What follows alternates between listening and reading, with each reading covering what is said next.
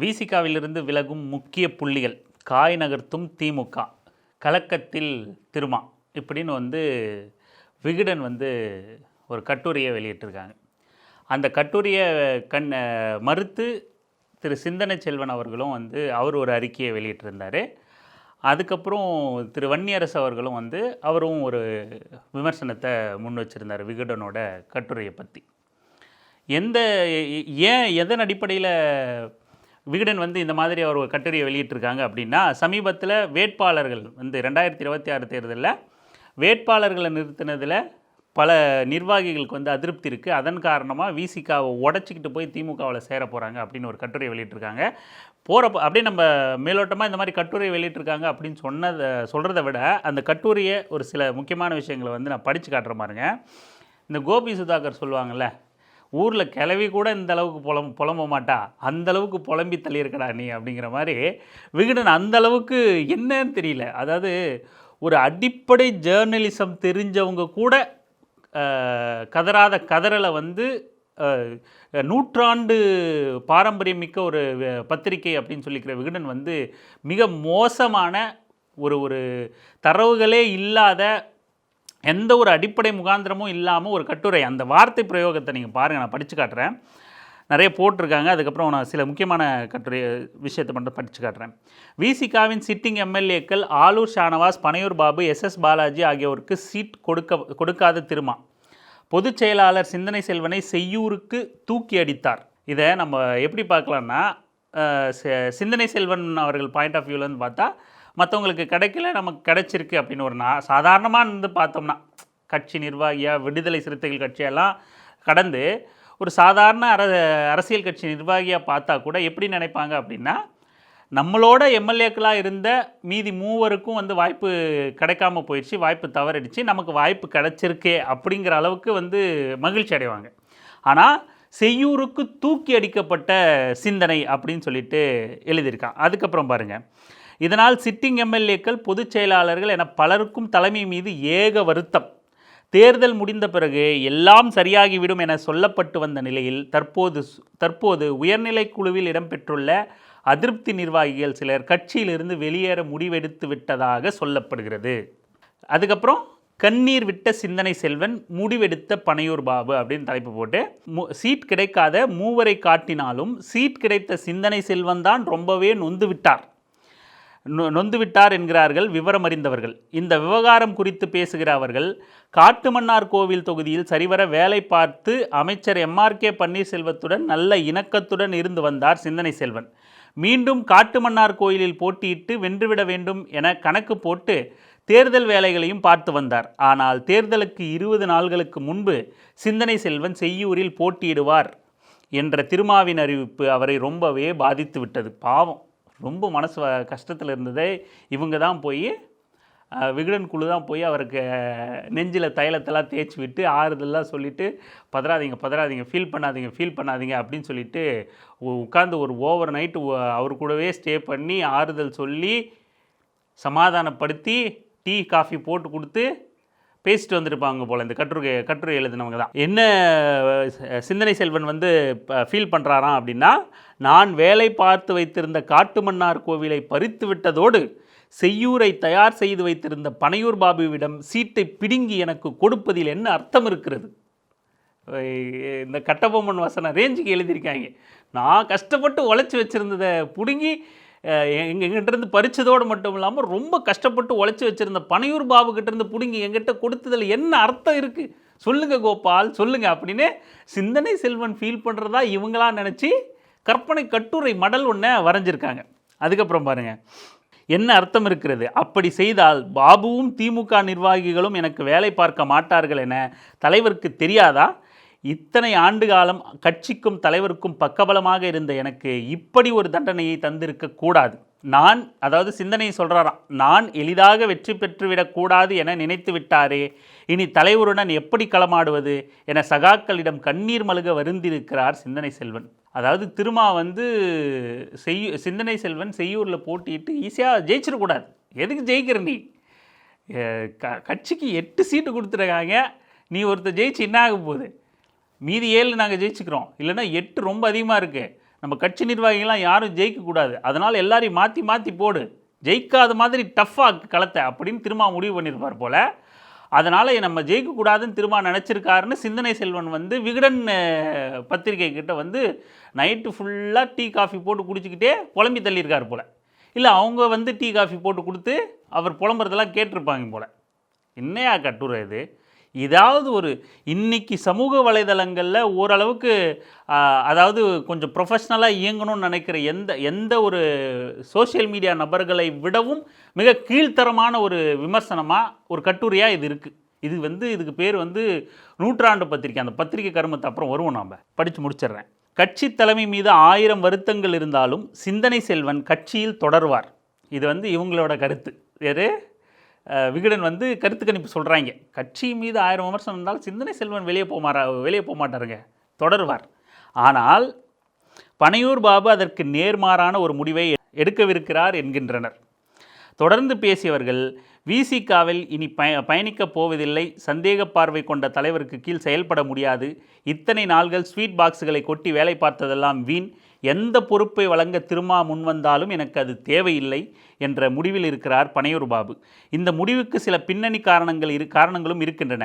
அதிருப்தியில் இருக்கும் sitting எம்எல்ஏக்களை convince செய்யும் பொருட்டு SS பாலாஜியை பொருளாளராகவும் ஆலூர் ஷானவாஸை முதன்மை செயலாளராகவும் நியமித்தார் திருமா. ஆனால் அதில் கூட பனையூர் பாபு பெயர் திட்டமிட்டு தவிர்க்கப்பட்டிருக்கிறது. சிட்டிங் எம்எல்ஏக்கள் அப்செட்டாக இருக்கிறார்கள் என ஊரே பேசும்போது இருவருக்கு மட்டும் பொறுப்பு வழங்கியது பாபு தரப்புவை கொந்தளிக்க வைத்து விட்டது. ஆகவே தேர்தல் முடிவுகளுக்கு பிறகு பெரும்படையோடு அவர் கட்சியிலிருந்து விலகலாம். தேர்தல் முடிவுகளுக்கு பிறகு பெரும்படையோடு அவர் கட்சியிலிருந்து விலகலாம். இப்படி ஒரு கன்றாவியான மண்டையை எங்கேயாவது பார்த்ததுண்டா யுவர் ஆனர் அப்படிங்கிற மாதிரி வடிவேல் காமெடி தான் ஞாபகம் வருது. இன்றைக்கி சோஷியல் மீடியா எவ்வளவோ வளர்ந்துருச்சு, யூடியூப் வந்துருச்சு. இன்றைக்கி சேட்டலைட் மீடியாக்களை விஞ்சுற அளவுக்கு ரொம்ப தொழில்நுட்பத்தோட அறத்தோட பல தனிநபர்களும் தனியார் நிறுவனங்களும் கூட வந்து செயல்பட்டுக்கிட்டு இருக்கு. அப்படி அறம் மீறி செயல்படுறவங்கள ரொம்ப எளிமையாக மக்கள் அடையாளப்படுத்திடுறாங்க, கண்டு கொண்டுறாங்க. இந்த மாதிரியான கால சூழலில் கூட விகடன் இப்படி ஒரு மோசமாக உட்கார்ந்துட்டு ஒரு ரூமில் தான் கற்பனைக்கு நினச்சதெல்லாம் கட்டுரைங்கிற பேரில் எழுதி. ஆனால் இதில் கூட ஒரு விஷயம் நம்ம பாசிட்டிவாக தான் பார்க்க வேண்டியது இருக்குது. என்ன அப்படின்னா, தேர்தல் இன்றைக்கி முடிஞ்சு போச்சு.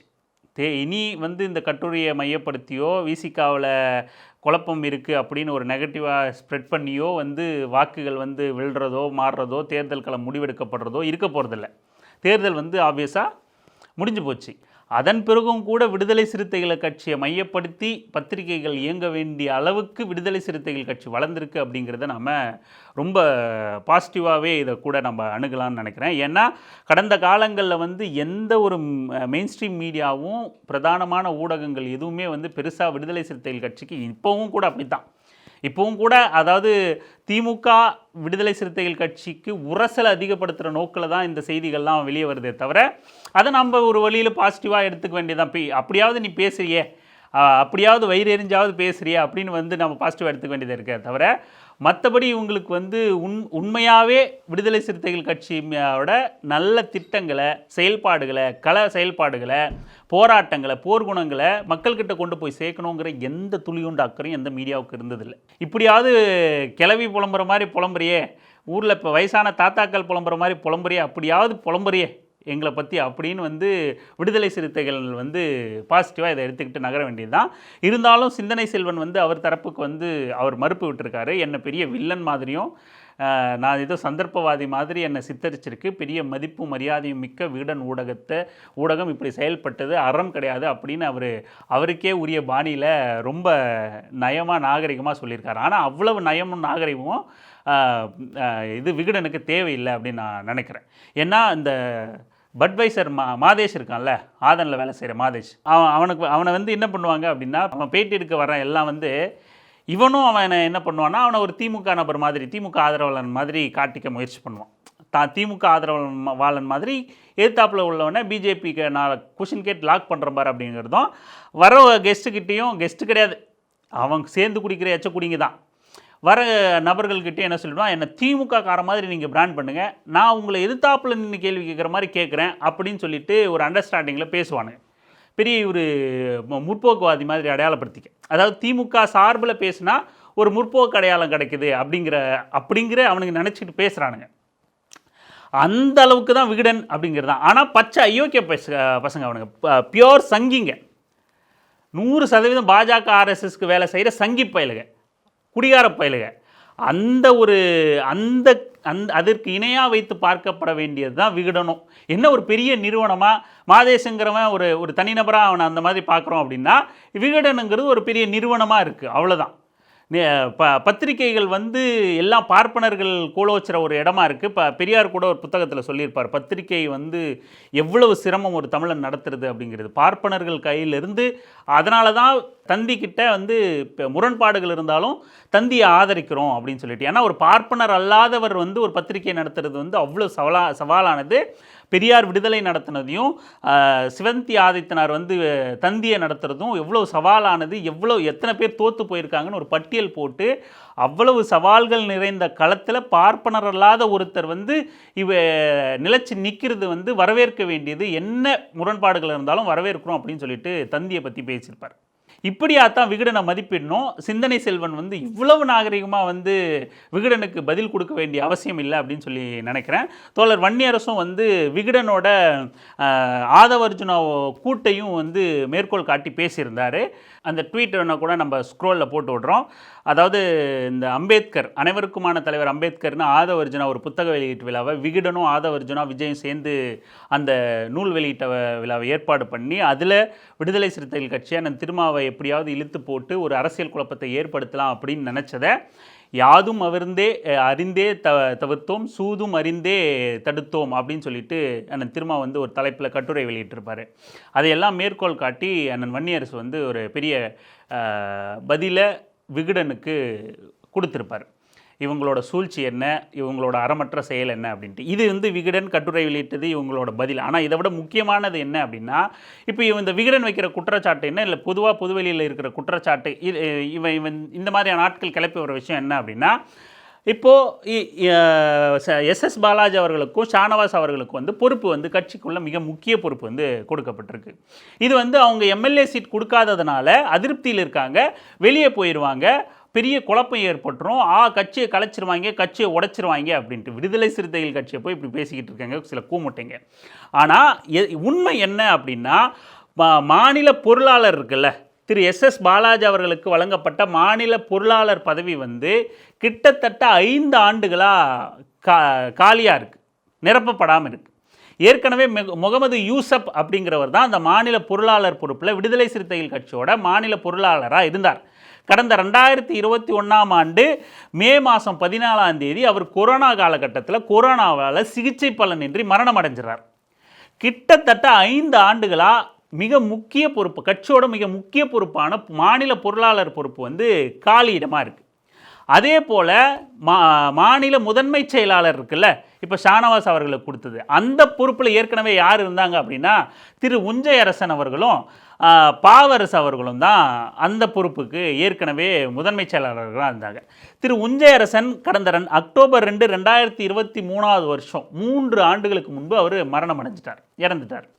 திரு பாவரசு அவர்கள் இப்போ 2-3 மாதத்துக்கு பிப்ரவரி மாதம் தான், மார்ச் ஏப்ரல் மே, இப்போ 2 மாதத்துக்கு முன்னாடி தான் வந்து அவரும் இயற்கையை எதிரார், மரணம் அடைஞ்சிட்டார்.